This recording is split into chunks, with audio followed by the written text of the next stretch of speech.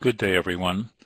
I'm your host, Mike Lasecki, for today's webinar, and our topic is Walking the NSF Budgeting Walk, NSF ATE Proposal Budget Justification, brought to you by our colleagues at Mentor Connect.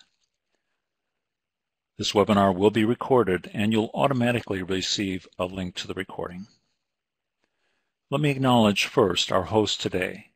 That is ATE Central, supporting advanced technological education. You can find out about all of the webinars they host and many more resources for the ATE program at atecentral.net. Thank you for supporting us. Let me start with the introduction of our colleagues today. Our principal presenter is Elaine Kraft. She's the PI at Mentor Connect, the Leadership Development and Outreach for ATE, headquartered at the SCATE Center for Excellence. Welcome, Elaine. Thank you for joining us this morning.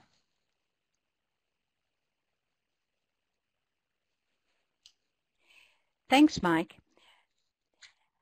I'd like to introduce my co-presenters for today's webinar. First is Ellen Haas from the American Association of Community Colleges, and she is a co-principal investigator of the Mentor Connect project. Also with us today is Emery DeWitt from Florence-Darlington Technical College. Emery is also a co-principal investigator and serves as project manager for the Mentor Connect projects. The National Science Foundation ATE program provides funding support for Mentor Connect to provide mentoring and technical support to potential ATE grantees. However, the Mentor Connect team does not speak on behalf of the National Science Foundation. During this technical support webinar, we will be sharing information extracted from NSF publications and from our own experience and communication with NSF ATE program officers. The opinions we express are our own. A special thank you to our technology and webinar support team at ATE Central and Luca Partners, who are facilitating today's broadcast. I also want to acknowledge the support of other members of our Mentor Connect team who have worked behind the scenes to make today's broadcast possible. Today's agenda includes instructions for completing a budget for your ATE proposal and advice on how to prepare a good budget justification. We will give you line-by-line instructions for completing these important components of your NSF proposal. You will be given several opportunities throughout the webinar to ask questions. The slides from today's webinar will be available to you within a couple of days following the broadcast, as Mike mentioned. We will conclude today's broadcast by asking you to complete a very brief evaluation survey. The information you provide helps us improve our Mentor Connect technical assistance webinars and provides essential data needed for reporting to the National Science Foundation. You might wonder why we provide this type of technical assistance to potential NSF ATE grantees. Mentor Connect project objectives are briefly stated on this slide. A primary goal for the Mentor Connect project is to help more of the nation's two-year technical and community colleges benefit from the NSF ATE funding. ATE grants are implemented primarily at two-year technical and community colleges, and ATE projects focus on the preparation of technicians in advanced technologies that drive the U.S. economy. So today we want you to learn how to correctly complete the NSF budget form, how to prepare a budget justification, why a good budget helps make a good proposal, how you can avoid common errors, and where you can find budgeting answers and other help along the way to becoming an ATE grantee.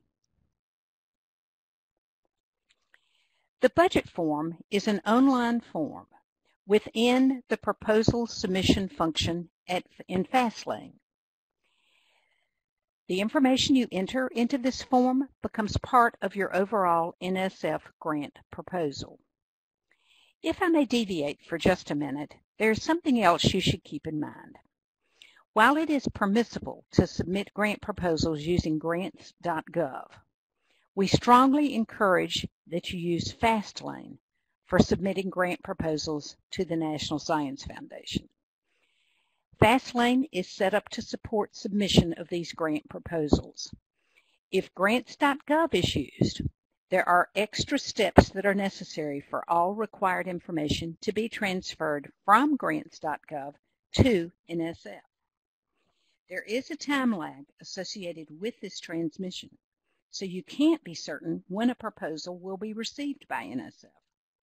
Grants.gov does not enforce NSF proposal deadlines and will accept proposals on the final day after the NSF deadline. In addition, certain forms that are required by NSF are not supported by grants.gov. These forms must be submitted separately to NSF using FastLane. Proposals received by NSF without the required forms or after the NSF deadline will be returned without review. These are just a few of the reasons we encourage you to use FastLane for submitting grant proposals to the NSF. The help desk for FastLane works very well. Mentor Connect can help too by providing information and resources to help you navigate FastLane. You may see information and announcements regarding the transition that is taking place at NSF to replace FastLane with research.gov. Note that this is research.gov and not grants.gov. Research.gov is a new website being developed by NSF. FastLane functions are being systematically transferred to research.gov, but at this time, proposals submitted to the ATE program next October can still be submitted by way of FastLane. The new system, when fully implemented, will just take FastLane to the next level to improve ease of use and functionality. One other important point that needs to be made is that with NSF ATE proposals, cost sharing is expressly prohibited. You will want to be very careful throughout your proposal that you do not include anything that associates a monetary value with any type of support being provided for your project internally or externally. Now, back to the budget. The budget section of FastLane automatically generates year-by-year budget forms for your use. Within the form, totals are calculated by budget category and by year. Once budget forms are completed for each year of the project, an automated system generates a cumulative budget for the proposal. The budget justification, however, is not a form. You will need to develop this document from scratch to explain and provide details about the amounts entered into the budget form and how they relate to your project plan. The budget justification is uploaded as a separate document to support your proposal. The key thing to remember is that your budget should clearly and specifically align with the scope of work of your project. There should be a very clear link between the money being requested and what you are requesting money to support. The budget and work plan should support one another. In other words, they should be codependent. The budget will enable the project to be implemented as planned. The project outlines the work for which funding is needed for implementation. The two work in concert. I will refer to the essential codependency between the project plan and the requested budget throughout this webinar. Many parts of an NSF proposal are codependent. Correlation and consistency throughout is very important. So now to get started, let's find out how much experience you have had with NSF budgets. Mike, can you help us poll our participants today to see what their experience is?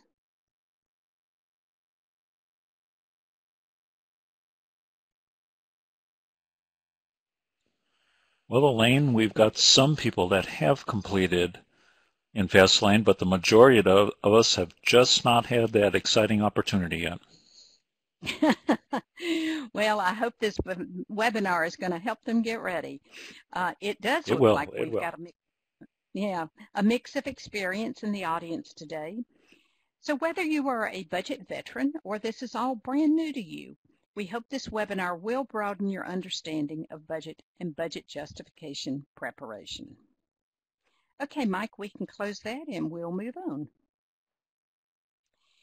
The handout for today's webinar that you can access, if you look under Files, if you see that on your kind of in the middle of the screen there, there is a handout that says Budget Handout Final, should say 2019. The 9 is cut off a little bit on my screen. 2 megabytes. That handout will be very helpful for you, so I hope that you will download that. It includes information about fast lane access and includes a tutorial for initiating a proposal and accessing the budget section.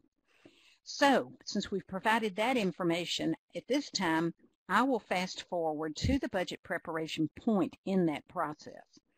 Once a proposal has been initiated, you will have access to all proposal sections, including the budget. Each section is activated by clicking on a Go button.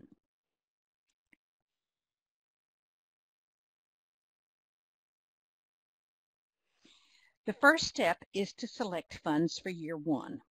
You will notice that this is also the screen where you where you will upload your budget justification. Note the red arrow on the left. There are options provided when working on this page that are helpful. For example, if your budget will be very similar from year to year, you will have an option to have the information from one year transferred to the budget form for the next year. If you do this, however, be very careful to make sure edits are made that are applicable to the next year's work, and keep things aligned with your budget justification. Realistic budgets rarely are identical from year to year, but rather they change somewhat as the project progresses and activities and anticipated costs change. The budget form begins with personnel costs. First is senior personnel, which is Section A of the budget. This slide provides a hypothetical example. So who are senior personnel? Not the oldest people on your team, I promise you. For completing the budget form, these are individuals who are employed by your institution, who serve as principal investigator, co-principal investigator, or in other significant leadership roles for the project, and who will receive compensation from the grant. It is possible to have individuals who serve in these roles who do not receive compensation. It is also possible to have individuals serving in these roles who are from another institution or organization. In other words, they don't work for your college. Compensation for anyone on the project who is not employed by the grantee institution should be included in a different section of the budget. So only your college employees belong in this section. In sections A through C of the budget, you should only include those people who are employed by your institution who will receive compensation. Those who will not receive financial support from the grant for their work should be included in other sections of the proposal and not in the budget or budget justification. Another point I've been asked to stress is that an institutional grant writer should not be among those listed as senior personnel in the budget, even if the individual will contribute to the work of the grant. During the Forms webinar, which we will be providing for you on May 1st, we will explain how to include other supporting individuals such as grant administrators, grant writers, student recruiters, or other people at your college in a proposal. Now, back to completing the form. You don't actually enter the names on the budget form, but rather you select from a list of those who have previously been registered for your institution. You may only select individuals who have been previously registered in FastLane. You can add or delete individuals selected for each year of the budget. This is just one of the many good reasons for not doing budget work at the last minute. If you discover that a person you need to name in the budget isn't registered, it takes time to register them in FastLane.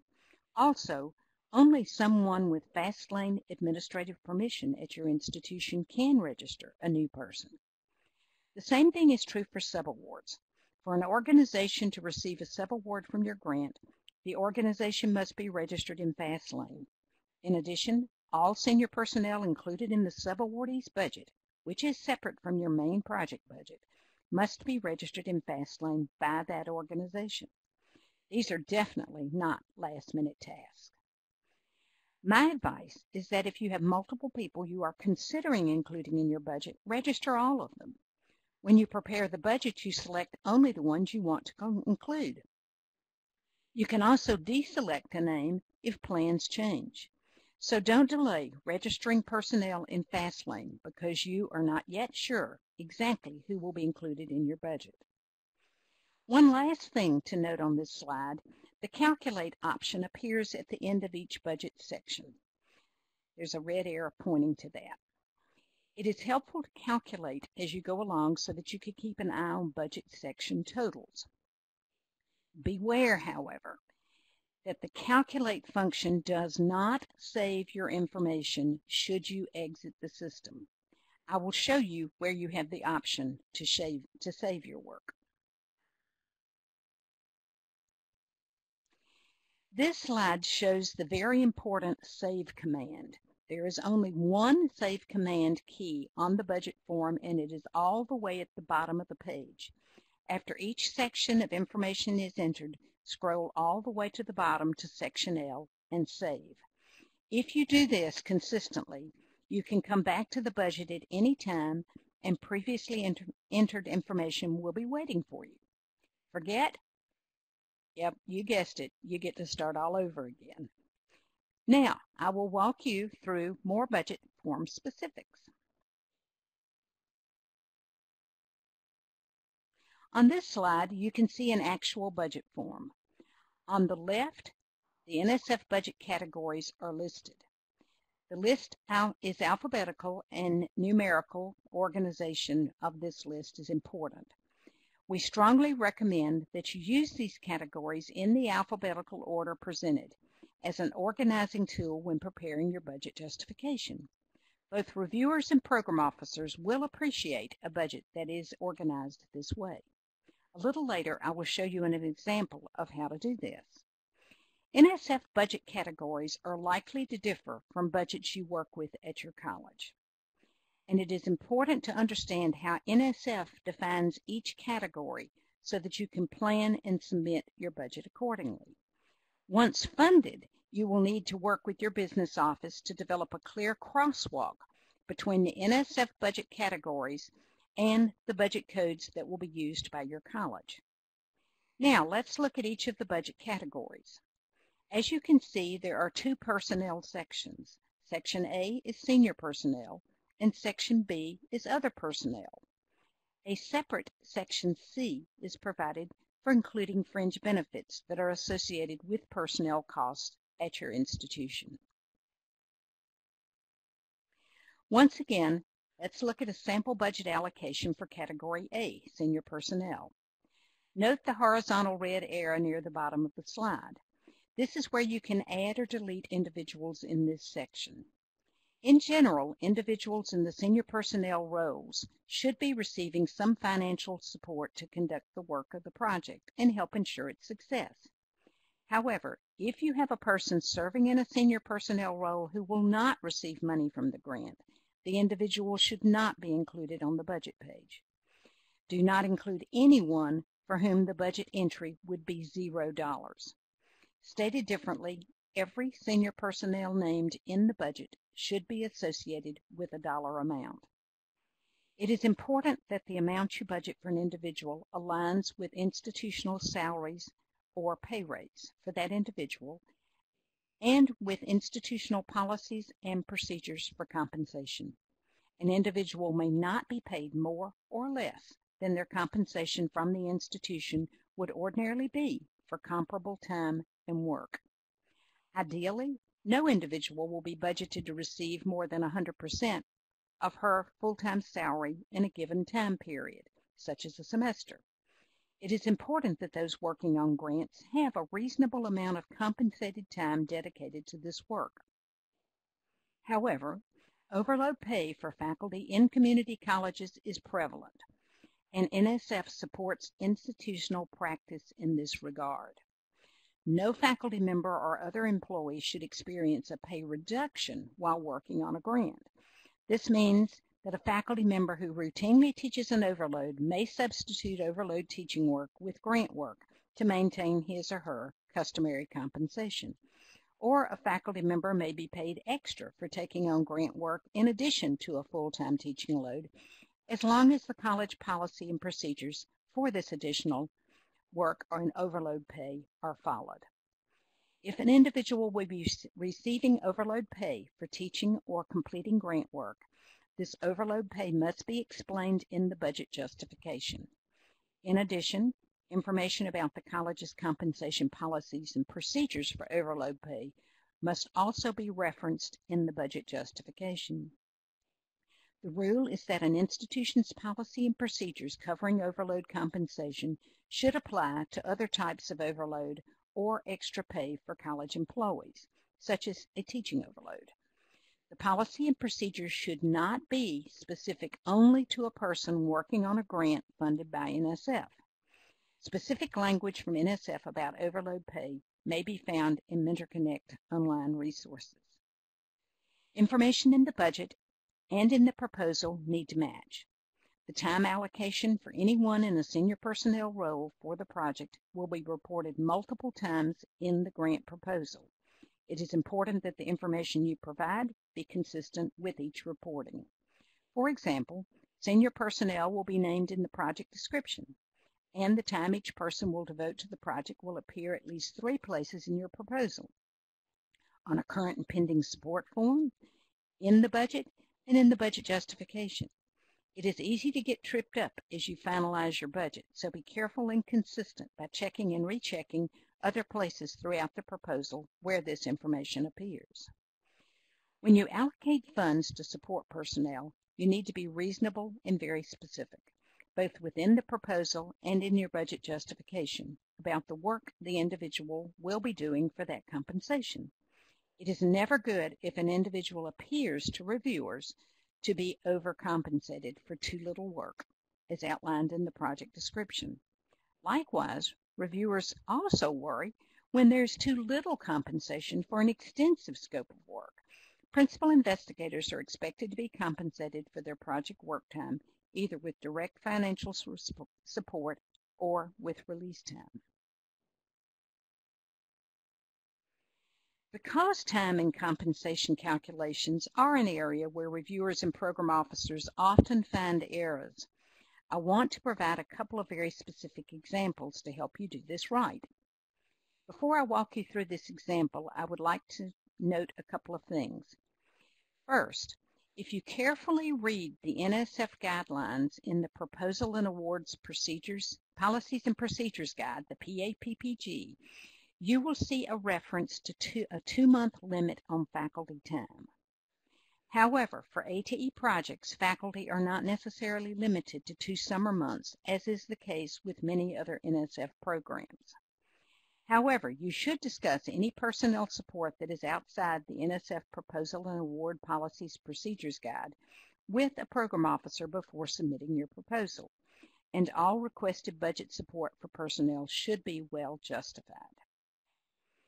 Also, as a general rule, faculty time should always be reported as academic and/or summer months, not calendar months, even if the faculty member has a 12-month contract.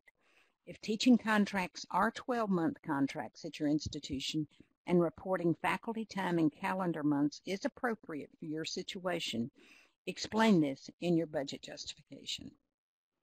Now, in this first example, we will assume that the principal investigator is a faculty member whose 9-month or academic year contract is $54,000. This faculty member plans to spend the equivalent of 1 day per 5-day week working on the project during the fall and spring semesters.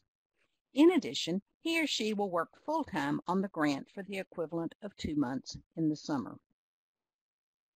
During the academic year, this work plan calls for 1/5 or 20% of a person's time. In this example, we will assume 1 course release for a faculty member who typically teaches 5 courses per semester. The typical faculty teaching load may differ at your institution.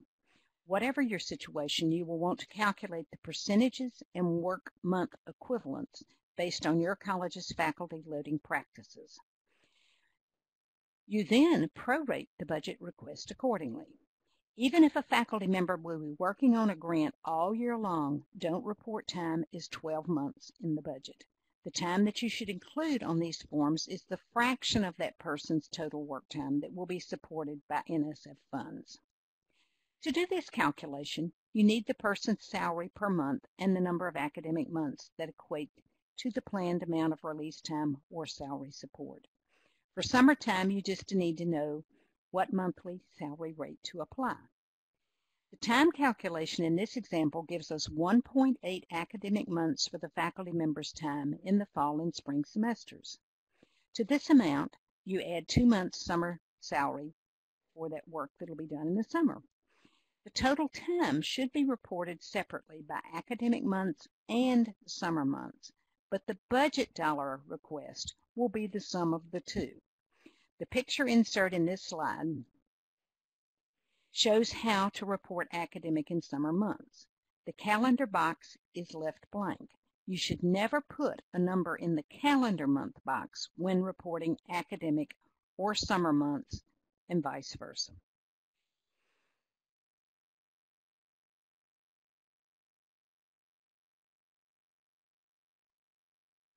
Here is a different example. This time, we are looking at an individual who is not a faculty member and works on a 12-month contract at the college. The person's 12-month salary is $40,000 in this example. If a gross monthly amount for the person is not available, divide the annual salary by 12 to determine the monthly amount to use. The person's time commitment to the project will be 1 day per 5-day week year-round, or 20% of his or her time. The first step is to determine the equivalent number of calendar months. In this case, 20% yields 2.4 months. The monthly salary amount is multiplied by 2.4 to provide the budget request per year. Time for an employee who is not a faculty should be reported as calendar months. The picture insert in this slide shows how to report this person's time. So, fight the urge to put a number in every box. You should never mix calendar months with the other categories when reporting a person's time. If you put a number in the calendar box, leave the other two blank. Also, the budget should be based on prorated time equivalents. Even though a person may be working on a project over the entire 12-month year, you only report the portion of that 12-month time for which grant support is being requested. Note that only 1 decimal place is provided for reporting calendar months, so rounding will likely be necessary. Now, Mike, let's check and see if our audience is still awake. We're going to give you a quiz.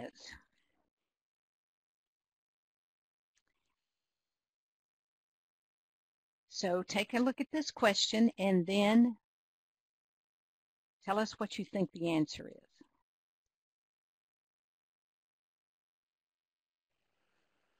It's the faculty member, you in you, Elaine, testing us to see if we're paying attention. These can be complicated issues, can't they, of figuring this out?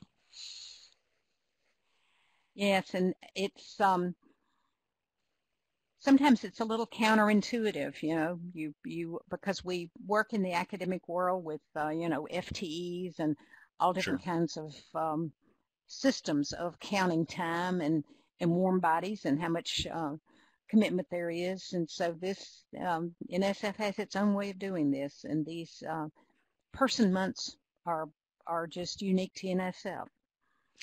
Well, you can see the majority of our folks, so the balloting's not totally in yet, are voting for 1.8 academic months. So I say we have a very smart and alert class today, Mike. Yes. That is the correct answer, 1.8 academic months, which is 20% of 9 months, which in many situations would be 1 course release time for a faculty member who normally teaches 5 courses per semester. All right, so now we'll move on.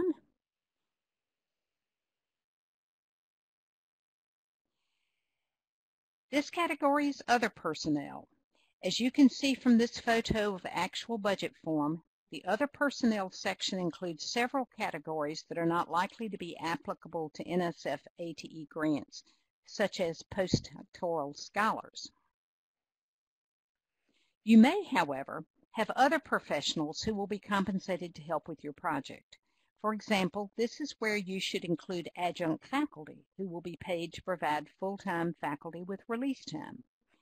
This category is also used for such jobs as lab assistant, project coordinator, software or web page developer, or other technical support personnel at your college. In the Other Personnel section, it is not necessary to name the person who will do the work, but if you know who will do the work, include the name. Whether you name the individual or not, the scope of work for any position that is included should be described in the budget justification along with details about compensation. Secretarial or clerical support can be included only in very limited specific circumstances. In most cases, indirect costs are designed to cover this expense. To be eligible, the work must clearly support the work of the grant and be distinct and distinguishable from functions that are normally performed by the college. You can check out the specifics in NSF PAPPG, Chapter 2, Subpart C, Subsection G, that addresses budget and budget justification. Note that students are typically paid hourly rates. Paid time for students is capped at 20 hours a week during the academic year and 40 hours a week in the summer.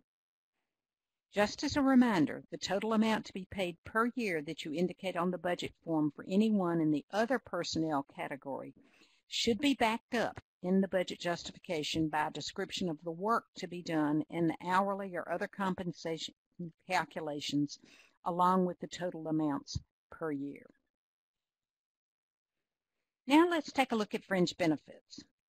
Once you have entered all the personnel salaries and wages, next you will need to determine the fringe benefits for the requested salaries and wages. In this slide, you can see that you insert only one number for total fringe benefits on the salaries and wages that you included in sections A and B.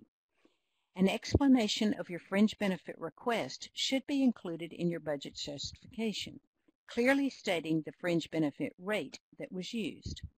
Fringe benefit expense should be prorated based on the percent of the person's time being supported by the grant. If the grant is supporting 10% of a person's salary, then it should be supporting 10% of total fringe benefits for the individual as well. Obviously, this is a very specific to each institution, but it is a good thing that fringe benefits are covered on these salaries that you get in the budgets. I think that's a very good thing. This slide points out that all personnel except graduate students should be included in your fringe benefit calculation. Now, Mike, let's see if anyone has any questions at this point. Thank you, Elaine. I have a question that came in by email, and it says, we are a college that's working on a small new to ATE grant, and our dean has suggested that we put him in for 25% of his time. Will that work? Well, it goes back to the justification. There are times when someone in that position at the college is exactly who you need working on your project. It is often difficult for a person in an administrative position to devote a significant amount of time to a single project like this. So you would need to be very clear about what this person was going to do and how that compensation would be handled. Generally, people in those administrative positions whose salary can't be increased for working on a grant donate that time to work on the grant, essentially. But you can't talk about that in the proposal without it being cost sharing, so that's where you can use one of the forms that we'll be talking about in May to clarify how these individuals, like a dean or a recruiter or someone who's not going to be getting money from the grant, can support the grant and do work for the grant. But you just have to be very careful about how it's included in the project. But if, 25% of an administrator's salary on a small new to ATE grant could raise a lot of questions. So you would really have to be very clear about the justification for that. And it wouldn't hurt to talk to a program officer before you actually submit that. Okay, good. That's good advice. Thank you. I had a question. You mentioned in your presentation that you may not always know who your senior personnel is. Well, how do you put them in the form? I mean, do you put their name? Do you make up a name? Do you say to be determined? How do you get a senior personnel who you don't know yet into that form? Well, that is a challenge, Mike, and proposals typically review better when these people are known and identified, because the qualifications of these individuals become part of the intellectual merit of the proposal. And so it just raises a lot of questions. So I'm not sure what circumstance you would not know who was going to be working on the proposal. It's also a little risky to say that, well, if we get funded, we're going to hire somebody who's going to teach this or do this. Yes.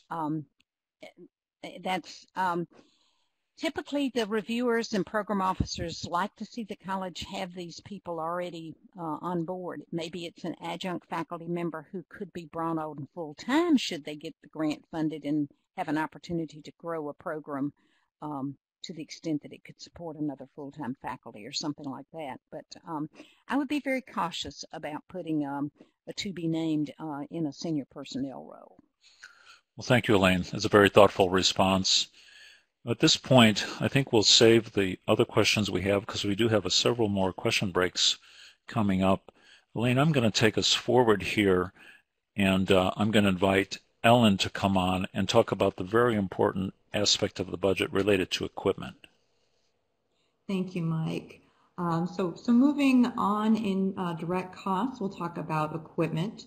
So NSF allows you to budget for equipment and instrumentation costs, such as laboratory or field instrumentation or scientific or industrial machinery, provided that the items are necessary to support your grant activities and are not otherwise available and accessible.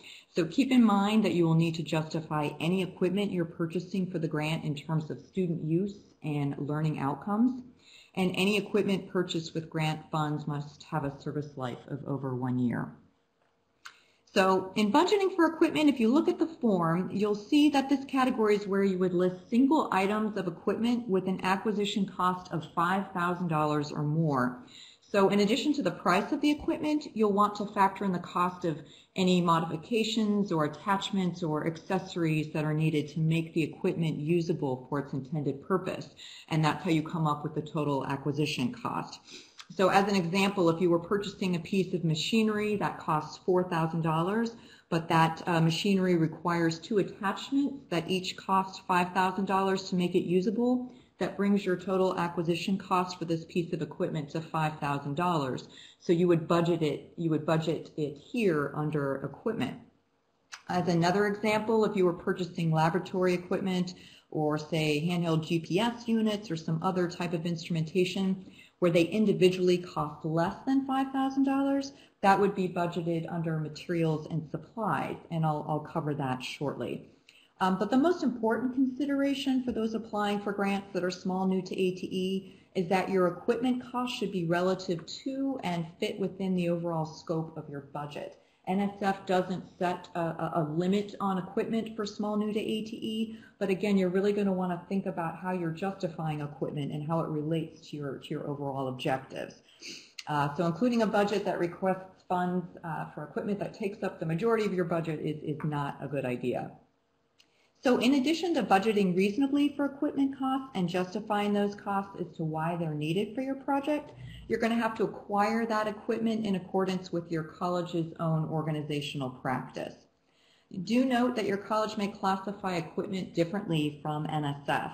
Your college may consider all instrumentation, regardless of cost, to be classified as equipment. But for the purposes of budgeting for the grant proposal, you'll need to go by NSF's definition of equipment, of a total acquisition cost for a single item of $5,000 or more.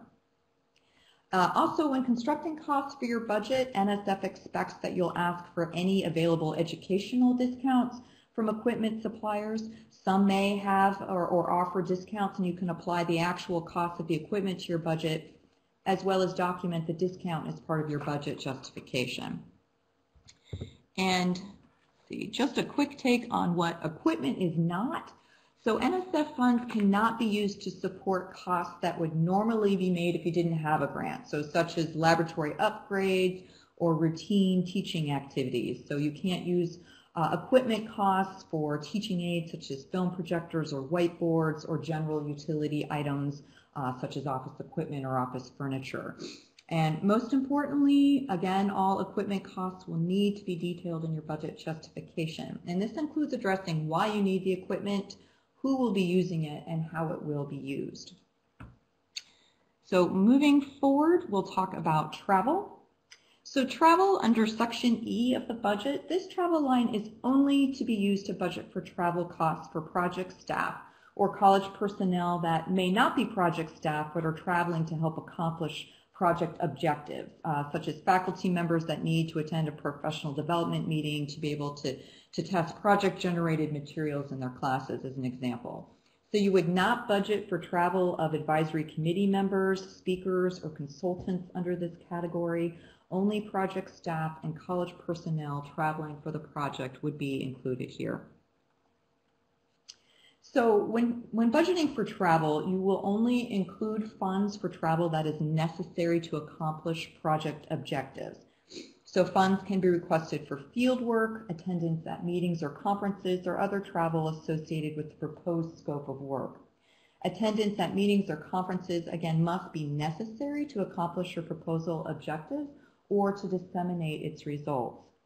Now, when budgeting, most institutions, you have your own guidelines on mileage rates and per diem or travel policies, and NSF accepts these. So the travel allowances that you budget should be consistent with the policies of your own organization as administrators of the grant. However, you do need to note some restrictions on travel.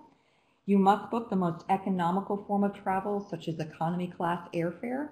First class is unfortunately not allowable. If your project work requires international travel, again, not likely in small new to ATE, but you would need to budget for travel on U.S. carriers. And travel expenses must be reasonable in terms of the number of trips and the amount budgeted for each one. You'll need to detail your travel expenses in terms of why this travel is necessary and include accurate travel estimates in your budget justification. So, for example, if you're budgeting to attend a conference, you'd need to include the actual hotel rates for how many dates of attendance, search airfares for the time frame of traveling and include them or include close estimates, and be sure to budget for meals and ground transportation costs. So again, you'll want to estimate as best as possible when it comes to including travel costs. And a very important consideration, it is unallowable to use federal funds for alcohol or for entertainment. I also want to talk about the ATE conference as something to include in your travel budget. So as stated in the ATE program solicitation, you are required to budget travel expenses to attend the annual National ATE Principal Investigators Conference, and that's held each October in Washington, D.C. So you'll want to include funds for at least 2 team members and up to 5 team members to attend the annual ATE PI conference. Again, that should be included in the budget for each year of your grant. So if you're applying for an ATE grant in October 2019 and it is funded, you would be expected to attend the 2020 ATE conference. And there's a little box grid on the slide. As the American Association of Community Colleges, we provide some assistance for the ATE conference. We cover the cost of registration and 2 nights lodging for 2 people per ATE project or center.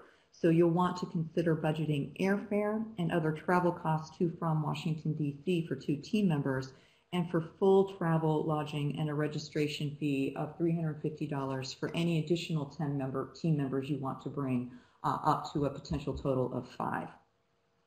For your reference, the 2020 ATE conference will be held October 21 through 23, so we can get those dates on your calendar, and the hotel rate to include in your budget is $263 per night for any nights your team will require over and above the 2 comp rooms and the 2 comp room nights that are provided to 2 of your team. Detailed information on the ATE conference and costs entailed can be found on AACC's website. We release that every year, July 1, and we also do a orientation to the ATE conference webinar that specifically goes over these costs as well. Moving forward, I'd like to talk about participant support. So if your college is planning to host or offer conferences, meetings, training workshops, or other short-term instructional or information sharing activities as part of your grant objectives, the cost to support those participants or those trainees would be budgeted under this category. So participant support costs can be used for stipends, travel, or other related costs to support attendance at workshops or conferences. So it's important to distinguish between participants and project staff. So participants are not employees. They are individuals who are recipients of a service or a training that's provided by your college's NSF-funded event or training activity. And while participants perform no direct work for the project, they're a vital part of your grant activities and can be required to complete training activities and provide input to be eligible to receive stipends or travel support. So this is the form, if you will, to input participant support costs, and it's broken down into 4 subcategories: stipends, travel, subsistence, and other. So when budgeting, you want to consider that all participant support costs, like all the costs in your budget, must be reasonable. And it must be limited to the days of attendance at the event, plus the actual travel time required to reach the event location by the most direct route available. Participant support costs should also conform with the policy of your college or the grantee organization and follow the college's travel policies. And you'll need to provide detailed information in the budget justification pertaining to your participant support costs. So for example, under stipends, you would need to provide the stipend amount that each participant would receive and what expenses are figured into the provision of that stipend. Under travel, you need to explain the purpose of the travel and the time allotted for that travel. And again, note this is separate from Section E travel, which is for project personnel and college employees. This section is for participant support for the participants or the trainees of your event. Under subsistence, you would need to provide the amount allotted for subsistence, which can be a food per diem or for meals, and again, specify the period for which you're providing the support. You'll also need to consider that if meals or lodging are provided without charge or at a nominal cost to the participant, such as having some of those costs included in a registration fee, then the per diem or the subsistence allowance needs to be correspondingly reduced. So, for example, if breakfast and lunch are included as part of your training activity, you cannot also reimburse the participant for the cost of those meals. So they can't have lunch at the event and then also submit to you an expense reimbursement for lunch as well. And as previously mentioned, and it can't be stressed enough, you cannot use NSF funds for the purchase of alcohol or for entertainment. And let's see here. And in terms of other, you would want to list any other expenses associated for participants and how it's relevant and necessary to the project, such as perhaps printing or preparing of training materials. Some specific budget considerations under participant support. You will want to specify the number of participants to be engaged in or served by the project. And you also want to note that this is a category where you cannot transfer money in and out of this budget category or within the subcategories of this line item without NSF approval. So you really want to be thoughtful about budgeting in participant support. So again, not only can you not transfer money in and out of this budget category, you can't move it around within the specific categories of stipends, travel, or subsistence without obtaining program director approval. So again, just some considerations on participant support. And some helpful hints that were shared by an NSF program director in relation to participant support. Again, this category is used primarily for people not at your institution. And you really need to think about this, it must add value to your project. So as an example, if you're planning on hosting a workshop every summer for 25 to 30 participants to share new teaching strategies, you'll need to think about and document what impact will it have on the faculty. The faculty will need to hopefully learn something, implement what they've learned, and then in their implementation benefit the students and student learning. So you really want to think about measuring the impact of your participant support activities and including those, budgeting for those that will only add value to the project. You can include funds for stipends for high school teachers or students to participate in your project activities. You can also include stipends for college faculty to participate, though budgeting for their travel may be more important. As we know, travel budgets are sometimes a concern at colleges, so considering budgeting for travel is always a big one if you need participants. And again, you can budget for food under subsistence if it is associated with the program and the content that you're delivering. Again, you must include the estimated number of participants. It looks really odd if you include $50,000 in your budget for participant support, but nowhere do you list the number of participants that you're expecting to serve. And then as just mentioned, you can't transfer money in and out of this category without program director approval. It's considered kind of a sacred category.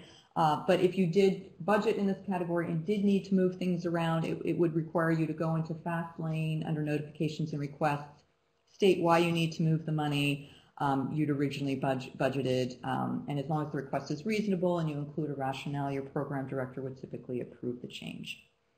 And I think, Mike, at this point we are pausing for a question break. We are, Ellen, and thank you. Our colleague Elaine fingers have been flying away answering questions in the chat window, but let me bring one up to you, Ellen. It has to do with students as participants in that participant support category. So if you look at Elaine's response, students are considered participants. Is that correct? Correct. Students can be considered participants of your activity. And I think as Elaine noted, unless they are being hired to work as part of the project, that would be something different. But students can certainly be participants if that is the target audience for some of the training or the events that you're hosting as part of your grant. Suppose your students are working with you and they'd like to present their project they've been working on in class at a conference. So could you fund their travel and conference expenses? Would that come under participant support, or how would that work? You could do that under participant support. Again, it's part of the dissemination strategy of your grant.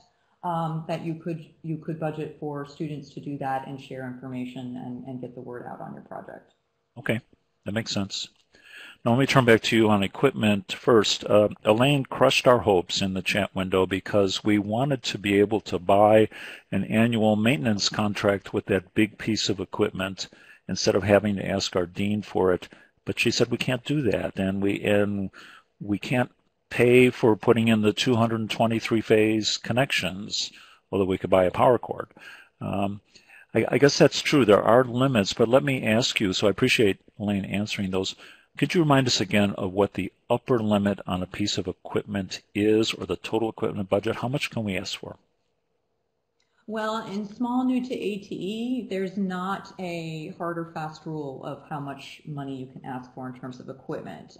They do just ask that it be reasonable and within the scope of work that you are proposing to do. So for new to ATE, we don't have a upper limit of equipment. But again, I would really be mindful and thoughtful about how you are budgeting equipment costs. It really does need to be related to what you are trying to do and that you can demonstrate it in terms of student use and outcome. One last question on equipment, and then we'll probably move forward. What about leasing? I mean, is that an option? Can that be funded? You know, that's a question I have not received. I'm not before. sure either. Yeah. I'm not sure. I don't know, Elaine, if you know about leasing. I only know about purchasing. Elaine, you want to come on and unmute, and do you know anything about leasing? There you go. Yeah. No, I don't. But again, I think it has to do with the intention. Of course, NSF is very interested in having these the innovations from these projects be sustainable. And if it was something that made sense to lease, most people lease this type of equipment for whatever reason. I would think you would want to support that with some kind of commitment from your college to continue that after the project is over. Otherwise, I think the reviewers would question the value of something that you might only have for just the length of time of the project, and what's going to happen thereafter, and how are students going to learn, and what's going to move your program forward.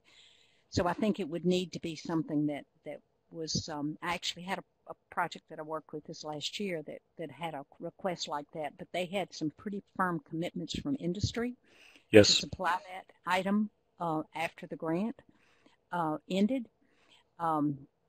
And so I think it really depends on how you present it. But they would rather you buy something that you can keep and continue doing good things with, unless it's just the nature of the type of equipment or laboratory instrumentation that just maybe changes so quickly that you just really, if you buy it rather than lease it, you're going to be obsolete almost before you begin. Sure, that makes sense. And that just reminds me to remind us, Elaine, is that once the grant is over, that equipment is retained by the institution. They hold title to it. They hold ownership of it. So that's a good thing. Yeah. Mm-hmm. Excellent. Thank you again for all of those responses in the chat window. It reminded me that when one of our colleges here was buying a 3D scanning thing to use in these additive manufacturing things, and the software associated with the equipment was actually more than the hardware, but I see by your response, since it was critical, they could ask for that bundled in software in that case. I think that's apropos to a lot of equipment these days, so thank you for that response. Elaine, we're going to go forward. I'm going to click the slide here to go forward, and I believe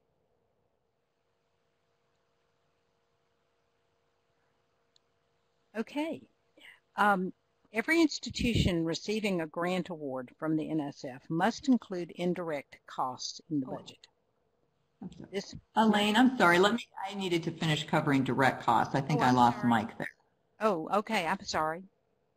Oh, no worries. Let me do this quickly because I know we have a lot of questions in the chat box. We want to make sure we get to that as well.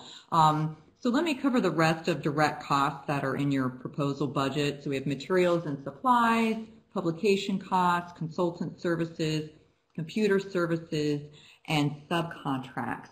As with all expenses, you'll need to identify and itemize all anticipated direct costs in your budget justification.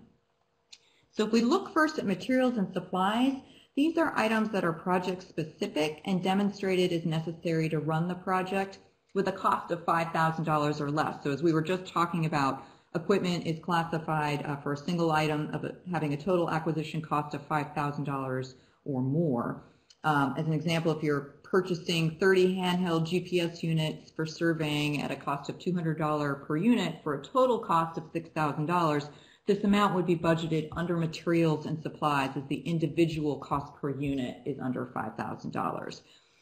Again, do note NSF doesn't allow for the purchase of desks or office furniture or general office supplies that are not being used exclusively for the project. And materials and supplies need to be directly tied to the project. Items such as plasticware, chemicals, and project-specific office supplies can be budgeted under this category of materials and supplies. Publication, documentation, and dissemination. You'll want to include funds related to documenting, preparing, publishing, or sharing any findings or preparing supporting materials coming out of your grant activities. So in this category, generally you would budget for reports, reprints, editing, documentation, web pages, the production of posters or exhibits. And as an example, as new ATE PIs attending the ATE conference, you're asked to participate in a showcase session to talk about what you're going to do in your project, and you could budget funds in this category to develop any handouts or posters or things that you would want to disseminate on your project goals. Consultant services. So consultant services is where you would budget for people that are working on the project, but they're not a part of your project staff. So this applies to those individuals that are paid a fee for service, such as external contractors. So you'll need to identify and justify your need for consultants in the budget justification and include any anticipated costs and the length of services and detail how many days or hours the consultant is expected to work and at what rate of pay. So NSF requires that information be provided on time and effort. So you'll want to be specific and not just include a lump sum for a consultant without explanation. So for example, if you're budgeting for the use of a consultant and have $6,000 budgeted, that you would have to justify that it's for 10 days at $500 a day plus $1,000 for travel, or 60 hours at $80 per hour plus $1,200 for travel expenses. So you'll need to include that level of detail. And you can't budget to pay a consultant more than their reasonable and regular rate of pay. So you'll want to consider that as well. Another thing to think about is that your college or your state's purchasing and procurement rules and whether you'll be required to bid out a consultant contract after receiving grant funds. And you'll note that NSF and reviewers prefer that you name your consultants and identify the skills, experience, and value they bring to the project as part of your project narrative. But again, if you're unable to name that consultant due to purchasing or procurement rules at your institution, you'll need to include details in the project narrative about the caliber of person you're seeking, something about the job description and their scope of work. Just as an example, an external evaluator is often budgeted as a consultant to a project. Computer services. So the cost of computer services may only be requested if your existing institutional policy is to bill computer services as direct costs. It typically refers to costs for computer-based retrieval of scientific or technical data or information necessary to support or inform your work. And again, justification of established computer service rates at your organization must be included. General purpose computer equipment, such as for word processing, should not be requested.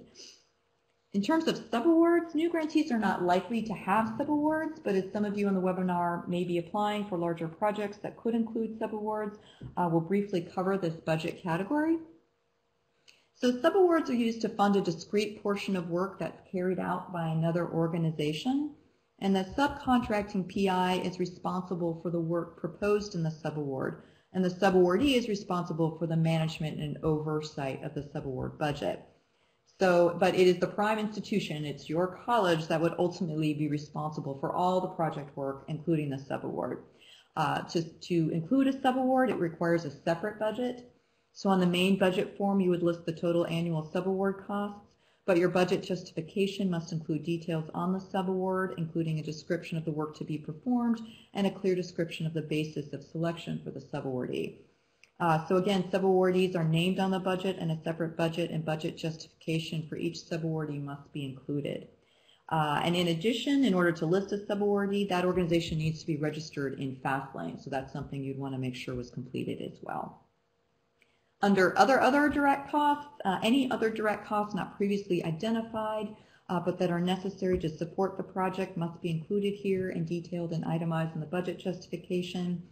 Sometimes examples of potential items that are budgeted here include conference registration fees or travel for advisors.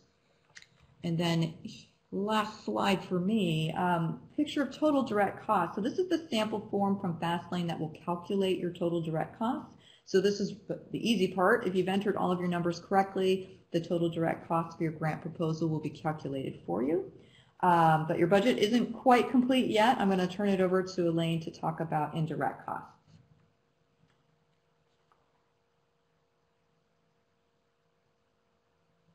So Elaine, I think you're on mute. Yeah, there we go. All right. Obviously love this topic. Can't wait to get to it. That's a joke. Every institution receiving a grant award from NSF must include indirect costs in the budget.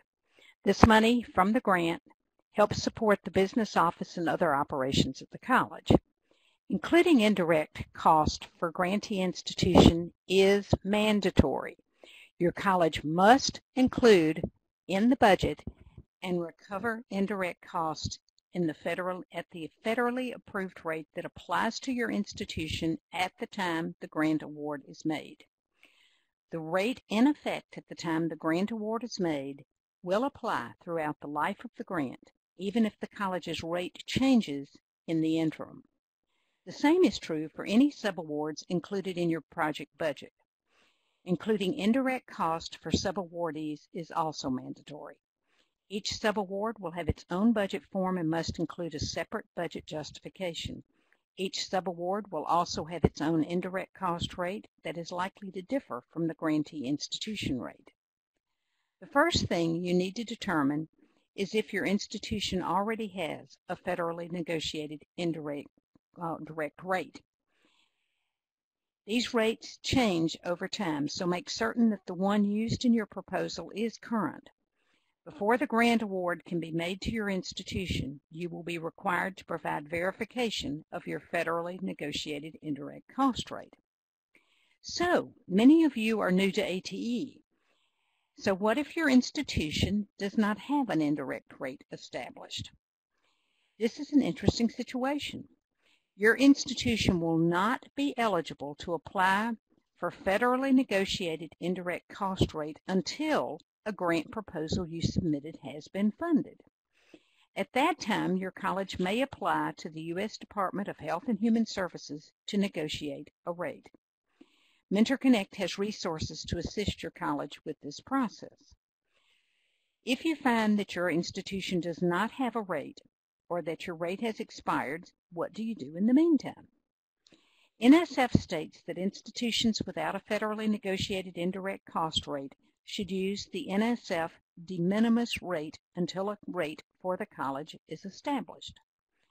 The de minimis rate is defined by NSF as 10% of modified total direct costs. So, what are modified total direct costs?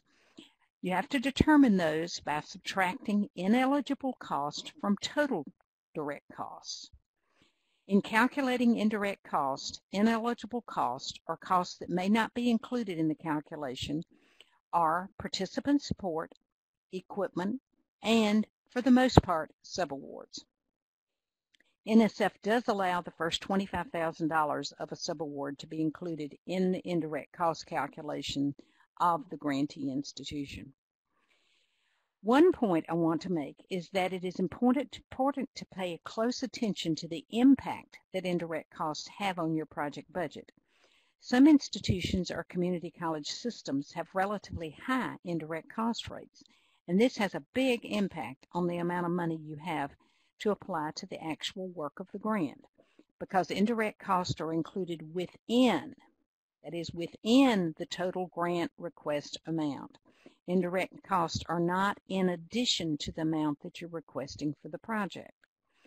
So don't get tangled up about this. If you are applying for a small grant for institutions new to ATE and you submit a budget for more than $300,000, the proposal will likely not be reviewed as a small grant for institutions new to ATE. Instead, the proposal will be placed for review with the larger, much more competitive general pool of ATE project proposals. Make this error and your chances of funding will go way down. It is likely that you will find yourself reworking a budget multiple times to accommodate indirect costs. The sooner you understand what the impact of indirect costs are on your overall budget, the better you can plan your scope of work. Here are 3 things to keep in mind as you're grappling with the issue of indirect costs that must be applied to your grant budget. First, institutions may have more than one federally negotiated indirect cost rate. If you find that your institution has one that's negotiated, ask if they have more than one. For example, it is not uncommon to have an on-campus rate and an off-campus rate. The off-campus rate is typically considerably lower. What is important to understand about this is that NSF leaves it up to the college to choose which of their federally negotiated indirect cost rates to use on a proposal. For this reason, you may have access to a lower indirect cost rate. At my college, for example, the on-campus rate is over 40%, whereas the off-campus rate is 15%. For the MentorConnect project, the college authorized the use of the 15% off-campus rate, which allowed more grant funds to be applied to grant activities and personnel support. Another little-known fact is that NSF never asks how the college uses the indirect cost it collects on a grant. The portion of the grant award that the college receives as indirect cost may be used as the institution wishes. In some situations, we have known college presidents to allocate some or all indirect costs collected from a grant back to the project or the department implementing the project. You may want to explore this possibility at your location. Last, not budgeting or taking the appropriate amount of indirect costs for your project is considered cost sharing, which is strictly prohibited in the NSF ATE program.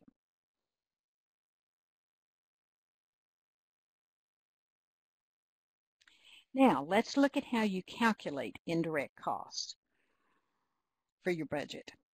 The rate is the federally determined percent to be applied, and the base is the total cost from the budget to which that rate applies. In other words, 10% of what? The rate is predetermined, so for calculating the indirect cost amount for your project, you will need to determine the correct base amount for the indirect cost calculation. Indirect costs are typically based on an institution's personnel cost, which may include salaries and wages or a combination of salaries, wages, and fringe benefits. Some indirect cost rates, however, are based on overall cost of institutional operations. If based on personnel, which is most common, then the base will be the total for budget sections A and B or A, B, and C or something like that. On the other hand, if your indirect cost rate is based on all operational costs, then the calculation is a little more complicated because you must determine what is referred to as that total modified direct cost I mentioned earlier. Total modified direct costs are determined by subtracting from the total direct costs the budget items that are not allowed to be part of the base. In either case, you must explain your base amount for each year on the budget form. You enter the base amount, supply the rate to be applied. The budget form then automatically calculates indirect cost using the rate and base numbers you have provided. It can be tricky to get all of this to work out right and not exceed $300,000 or whatever the limit is for the grant that you're applying for, which is just one more good reason not to put budget work off until the last minute. Indirect cost rates are federally negotiated. These rates are not determined by NSF. The U.S. Department of Health and Human Services is the federal agency that will make this determination for your institution. You must include indirect cost in your budget proposal.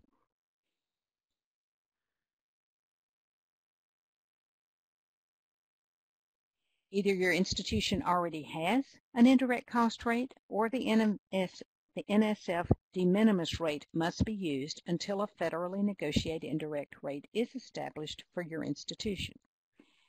Note, there is no requirement that an institution have a federally negotiated indirect cost rate, so the NSF de minimis rate can be used indefinitely.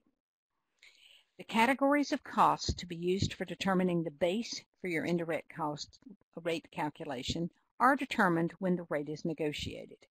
The basis for your college's rate is noted in the official negotiated indirect cost rate document. If you use the NSF de minimis rate, the base will be determined by calculating total modified direct cost, abbreviated TMDC. Some NSF budget categories or line items are not eligible for indirect cost. Expense items not to be included in the base for indirect cost calculations include participant support, equipment, and all but the first $25,000 of subawards. The total direct cost must be reduced by subtracting the ineligible expenses to determine the total modified direct cost. On the budget form, enter the rate without converting the percent to a decimal. The system will convert the number you enter to a decimal as the calculation is done automatically. Use the calculate function once you have entered the base and rate to see that the indirect cost has been calculated correctly. Now we're getting to the bottom line. When you select the Calculate button in Section J, the system will automatically determine the total direct and indirect costs being requested. Note that budget category K, small business fees, is not applicable to NSF ATE grants, so you can skip this section. For NSF proposal budgets, the amount in this section will match Section J. Your request will be the same as the sum of direct and indirect costs. After completing all of this work, like magic, you have a neatly formatted budget in the FastLane system. You repeat the process for each budget year of the project. Once budgets for all years have been created, then the cumulative budget will be generated by FastLane. The cumulative budget, as the sample shows here, reflects totals for budget categories for all years. The total budget request must not exceed the maximum allowed for the grant for which you are applying. Okay, Mike, you want to see if we have any additional questions before we move on to budget justifications? We're just going to limit that to one right now, Elaine, and it's this one. As you know, indirect costs can change or they can be renegotiated. Which rate applies at what time? That is it the rate that's in existence at the time of the submission or at the time of the award? How does it work? It's what is in place at the time the award is made by NSF. So Okay. It's not when you submit the grant, but it's when you receive your award letter. That date is the date stamp, and the indirect rate that is in place that day for that award, and the award was based on that rate, will be with that project for the duration, no matter what happens afterwards. Well, that's going to be exciting because that may mean some budget modifications at that time, but I guess you'll deal with it then. Yeah, I've had that happen to me where we submitted a proposal and it was several months before they got around to making the award, and by the time they did, we had a new rate and had to go back and redo the budget. Okay. I know in the interest of time, we're going to pause there. There's been a lot of response to questions in the chat window. Why don't you tell us more about budget justifications next? Okay. As you can see, the budget form does not allow you to provide details about why you're asking for the funds that you're asking for. You will prepare a budget justification for this purpose. The budget justification provides an opportunity to demonstrate that your budget is right for your project. It is important that reviewers conclude that you are neither asking for too little nor too much money to implement the work plan you have described in your proposal. The reason you are requesting funds for various purposes should be logical. You should never ask for money in the budget that doesn't tie directly to an activity, something, or someone you have described in the project description. It is of great importance that the budget and project description be mutually supportive. You are allowed up to 5 pages for your budget justification. The budget justification is uploaded separately within the budget section and is not counted toward any other page limits in preparing the proposal.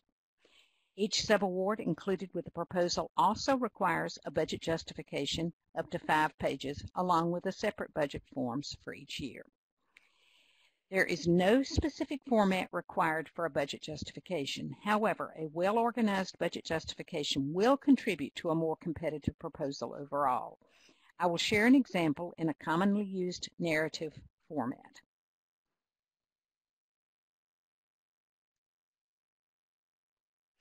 For some general pointers, first let's go over some general pointers on budgeting.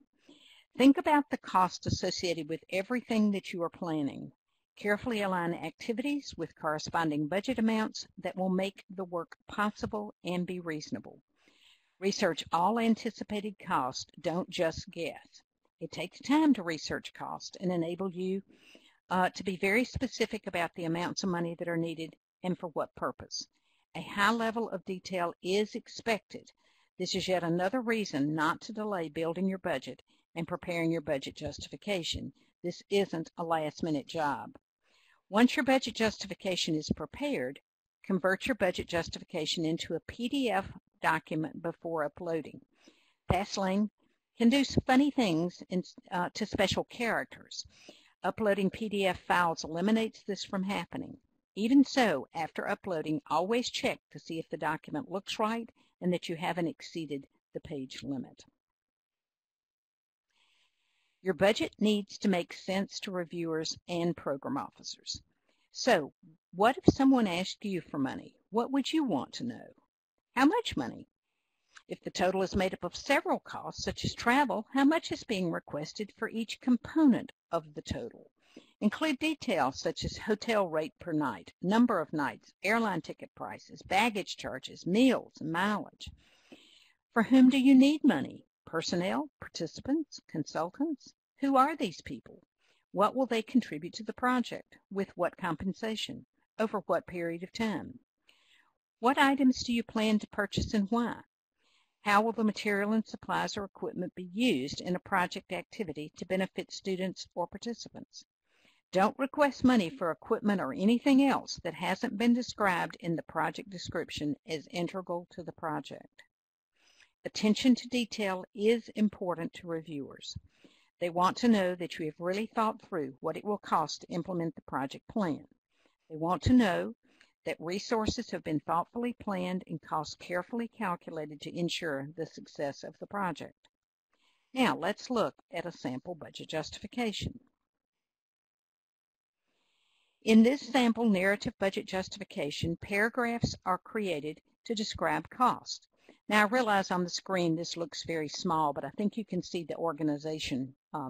And if you access the tutorial that we'll make available of this webinar, they'll be easier to read in that format.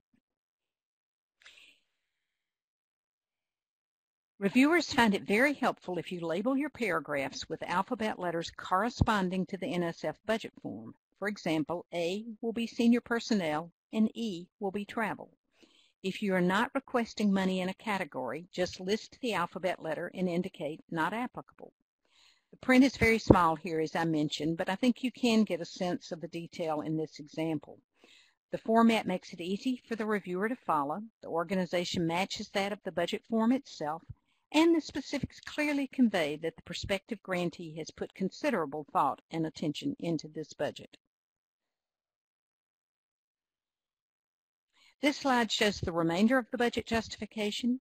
Please note that for any consultant included in the budget, the rate of pay per hour, total pay, and a statement outlining the consultant's scope of work is expected.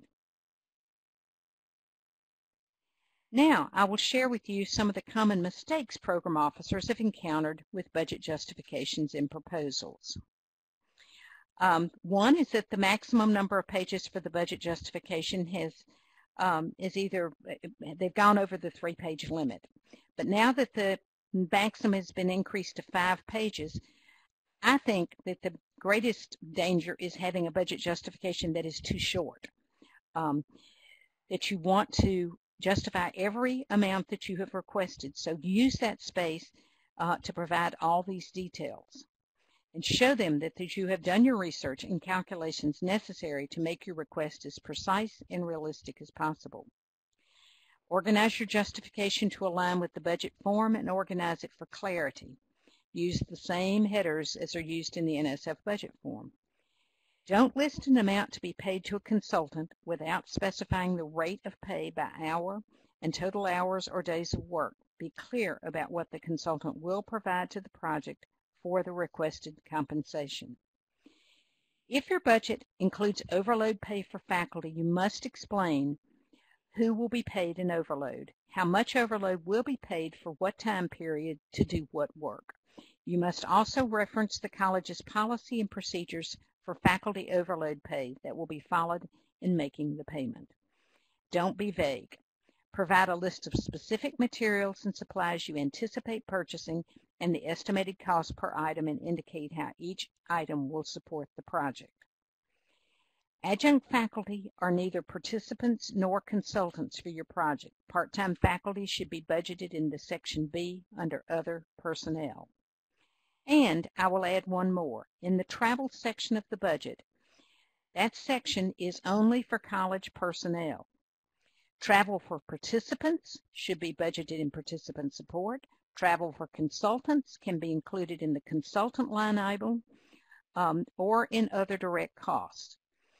Travel for anyone else who isn't an employee or a participant, such as an advisory board member, should be included in the other subcategory of other direct costs. Okay, Mike, I think I'm back to you now for questions. You are, Elaine, and thank you for all of those details. Here's what I'd like to do. We're perfectly on time. Let me just turn for a moment to Emery, because she's going to tell us about some additional resources, and I know you've alluded to them. I'm going to move our slide forward, and then we'll do a brief final question. So, Emery, tell us about what's coming up. Okay, thank you, Mike. I just wanted to make everyone aware of 2 more opportunities that will be valuable in preparing a successful grant proposal. As you can see up on the screen, we will have evaluation basics for non-evaluators. This will be a tutorial, and it will be up on the Mentor Connect website in the next couple weeks. The next webinar is Tips and Tricks Step-by-Step NSF ATE Proposal Forms Preparation, which will be Wednesday, May 1st. You will receive some information about that closer to the time, and you can start registering for that right now. So we hope that you will take advantage of both of those. So mark your calendar and look out for that registration information. And then the last step is just keeping in touch with us. Anything you need through email, Facebook, or Twitter, we're always there to help you out with any resources. Just reach back out to us. So I'll turn it back over to Mike for questions and the ending of the webinar. Thank you, Emery. I'm going to move us back one slide.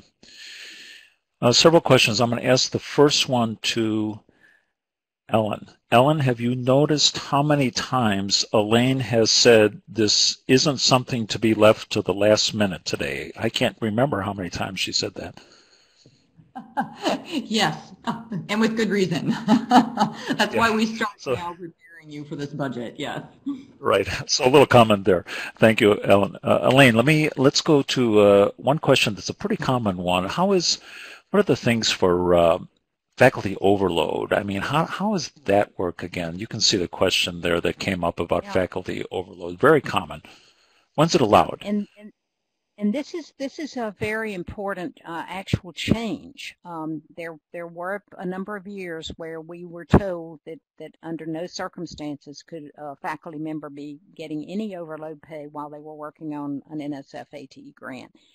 But now that situation has resolved itself to align better with the reality of community colleges. So I think the easiest way to understand this is that a faculty member who typically teaches an overload can